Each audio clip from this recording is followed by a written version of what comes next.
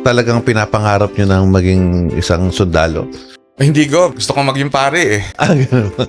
Pare. Sinasabi ng lolo ko, ito, mag-PMA ito. Di ko pa alam yung PMA na. Ako po ay nag-exam sa PMA na ako ay tricycle driver. Pinalad naman po ako na makapasa. Nung kayo po ay nakapasok na sa PMA, ano ho yung sa tingin yung experience nyo po doon talaga na hindi nyo malilimutan? Gob, ang unang lesson kasi doon, first day sa kapagkainan, unang pagkain namin sa PMA. Ang unang tinuro sa amin doon get the rightful share. Ibig sabihin, kahit na anong posisyon mo, kahit pinakamababa ka, kahit pinakamataas ka, you just get your rightful share.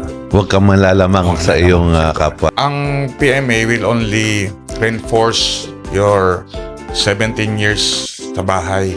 Kung maayos ang pagpapalaki ng magulang mo, makita mo siya na it will be reinforced sa PMA. Marami ako natunan sa PMA ko. Hindi lang academically. Yun din yung nagbago ng aking mindsetting about solving problems, about life.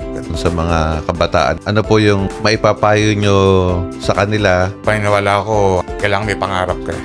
At kailangan mong gumawa ng paraan para matupad mo yung pangarap mo.